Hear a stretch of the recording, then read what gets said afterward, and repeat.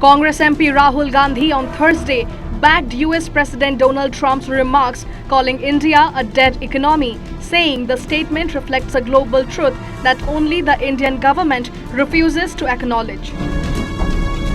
On the other hand, Congress MP Shashi Tharoor termed the statement as a very serious matter for India. Listen to what the two Congress leaders said on Trump's controversial remarks. Trump is saying Indian economy is a dead economy. Yes, he's right. I mean, everybody knows this, except the Prime Minister and the Finance Minister. Everybody knows that the Indian economy is a dead economy. I'm glad that President Trump has stated a fact. What more do you, why are you asking this question? लेकिन 25% tariff लगाया plus penalty भी लगा दिया। It is a dead economy. Are you people not aware of this? आपको ये मालूम नहीं है कि इंडियन इकोनॉमी डेड इकोनॉमी है? कोई कंफ्यूजन है आप में? पूरी दुनिया जानती है कि Indian economy is a dead economy और बीजेपी ने इकोनॉमी को खत्म कर दिया है। क्यों खत्म किया है? अदानी जी की मदद करने के लिए खत्म किया है। तो आप लोग हैरान क्यों लग रहे हो? Look, first of all, I think it's a very serious matter for us for a number of reasons. 25% plus an unspecified penalty for our buying oil and gas from Russia. It could take it up to 35, 45, we don't know how much. There's even talk of a 100% penalty which will destroy our trade with America. It may be just a bargaining tactic. As you know, the trade negotiations are still going on. And therefore, there is a possibility that in the course of negotiations, this may come down. If it doesn't, it will certainly damage our exports because America is a very big market for us. I think our exports alone are $87-90 billion. So if that is a dramatic drop, that will hurt us. Some estimates are already coming that we might end up losing 0.5% of GDP if we don't have the American market. On the other hand, if their demands are completely unreasonable, our negotiators have every right to resist. For example, we have about 700 million Indians who are dependent on agriculture.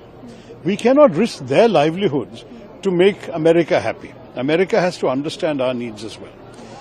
Actually, our tariffs on America are not that unreasonable. It's about 17% average. And American goods are not priced that competitively that they can sell so much in the Indian market. If Mr. Trump thinks, oh, bade market hai, we can sell a lot of items, then they have to look at their own prices. Are they competitive? Most of the things they want to sell us as manufactured goods are cheaper from other suppliers. Everyone will buy what they can afford to buy. So this also the Americans have to realize. I do believe the American stand has not been totally reasonable. And I believe our stand, we can possibly show some flexibility, but there is a limit to how much flexibility we can show. Everything depends on the ongoing negotiations. I wish our negotiators good luck and good courage because we can't afford to buckle under. We have to keep our national interests as number one in our minds.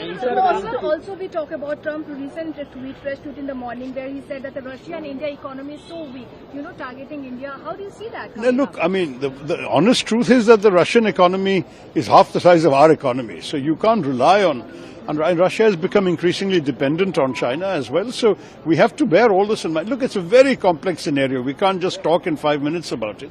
But what we have to understand is, yes, we have a strategic partnership with the United States, which is of some value to our country.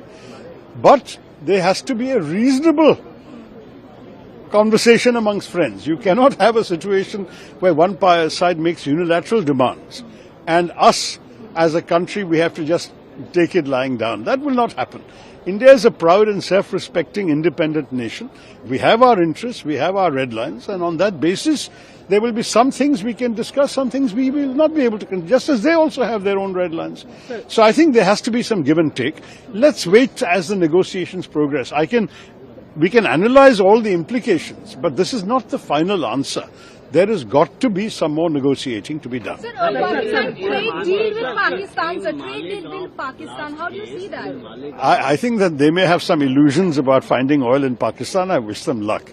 You remember that, we were all one country at one time, I have not seen any reports that there was a great deal of oil to be found in what is today Pakistan. But if the Americans want to look, let them look. I mean, we looked, as you know, we found some oil in Bombay High, we found some oil in Assam, but we are importing 86% of our oil and gas needs. So I don't know how much they're going to find, but I mean, look, as far as I'm concerned, let them do what they like with other countries. The only issue that matters to me is what they do with our country. How do you see